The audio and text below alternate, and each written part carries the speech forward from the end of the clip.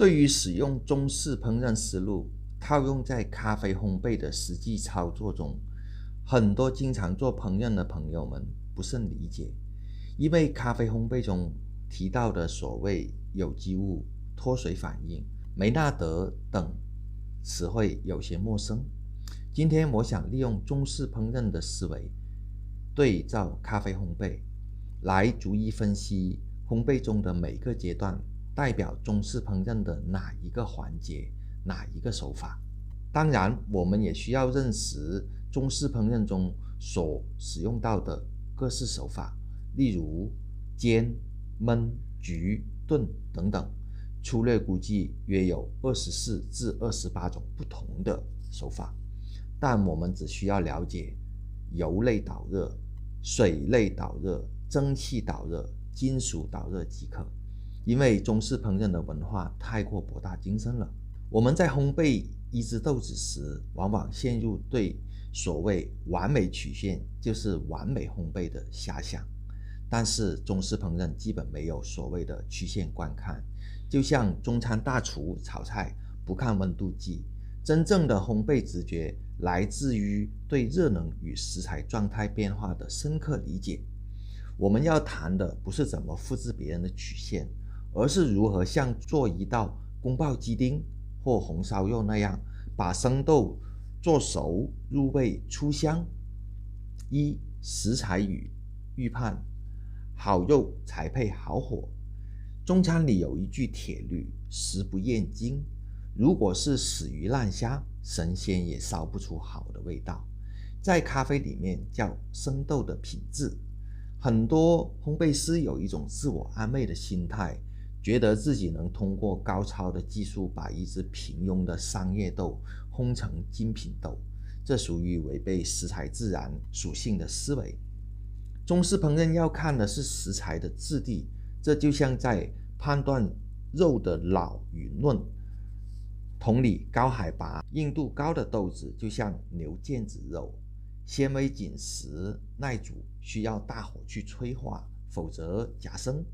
低海拔松软的豆子就像是嫩鱼片，火一大就散了，甚至外面焦了，里面还是新的。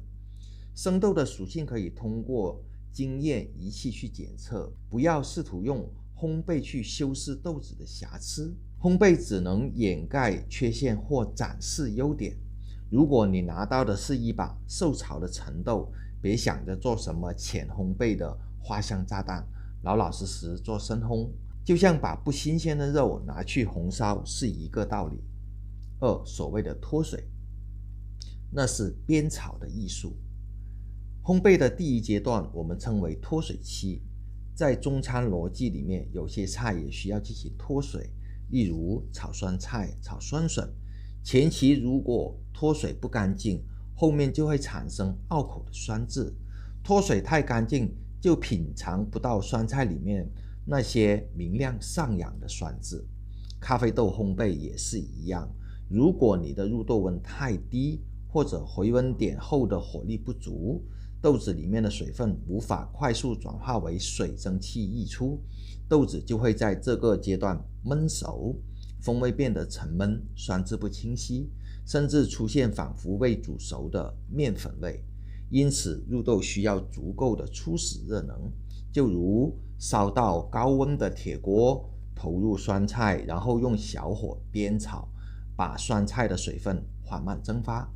咖啡烘焙也是一样，迅速让豆子进入状态，把多余的自由水逼出来，为后面的梅纳德反应腾出舞台。但要注意，不能让豆子焦，这中间的度就是掌控火候。梅纳德反应犹如红烧的上色时刻，当豆子变黄，闻到烤面包谷物的味道时，梅纳德反应就开始了。这在中餐里面就是炒糖色或者红烧的阶段。在这个阶段，原本深色的碳水化合物和氨基酸开始结合，产生复杂的香气分子和褐色素。这里最大的风险是火力控制，很多新手在这里不敢给火，或者火力太大，火力太小会反应不足，就会像红烧肉没烧透，颜色惨白，味道寡淡。因此红烧肉前期都是大火翻炒上色，加水转小火慢烧。火太大，升温率过高，表面焦了，内部还没反应，这叫外焦里嫩，只不过在咖啡烘焙里面这是贬义词，会导致咖啡豆涩感和焦苦味。豆子转黄后，这时需要维持一个稳健的火力，让豆子均匀的上色，这就像炖牛肉时转中火，让酱汁慢慢渗透，既要保持沸腾，又不能烧干锅底。4. 咖啡豆一爆是锅气与断生，此时是烘焙中最惊心动魄，也是激动人心的时刻。在中餐里，这相当于食材断生的那一瞬间，或者是猛火爆炒时锅边腾起的那股锅气。这个时候，豆子内部的水分急剧气化，压力冲破细胞壁，这是一个剧烈的放热过程，就像在锅里面泼了一勺水，能瞬间爆发。这里不仅是技术的考验，更是心理博弈阶段。烘焙师需要时刻关注 ROR 的升温率及温度，无论温度飙升还是急剧下降，是事实发生还是假象的产生。大部分人的错误是听到响声就手忙脚乱，立刻把火关得太小，结果就是升温率 ROR 跳水，豆子失温。这就像炒菜最后时刻突然关火，原本该爆发出来的香气瞬间塌了，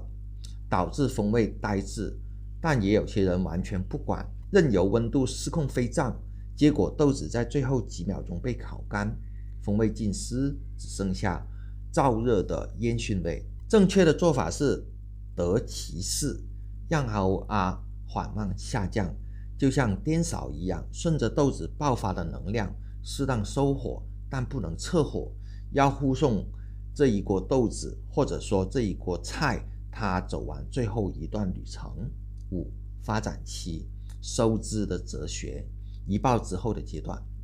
这完全就是中餐里的大火收汁。菜已经熟了，现在为了浓缩味道，调整口感，如果你想保留清爽的酸质，就像做酸溜白菜，一爆开始不久就要迅速出锅，保留食材的脆爽和鲜劲。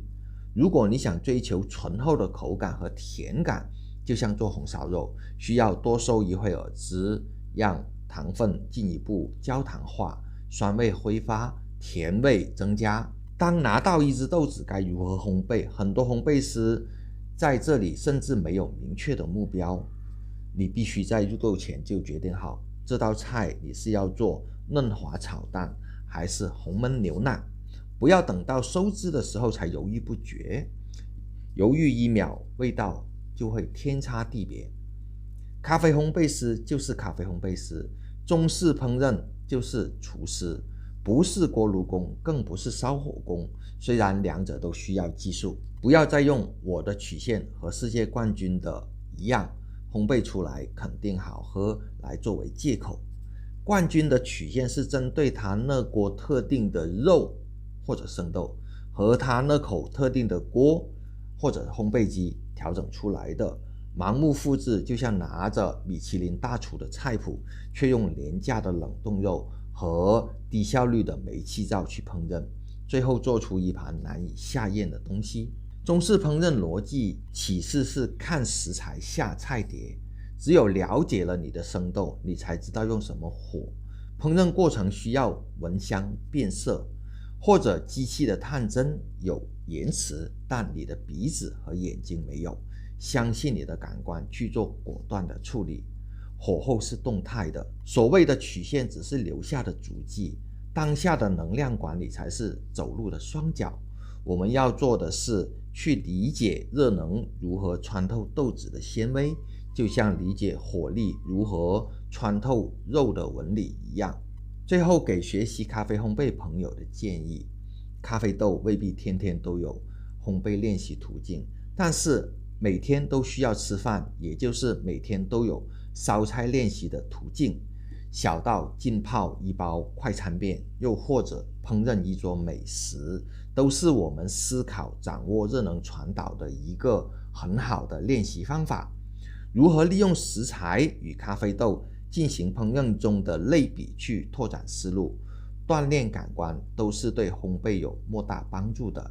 这期咖啡烘焙基础知识就介绍到这里。如果喜欢本视频号内容，请点击关注并转发，谢谢。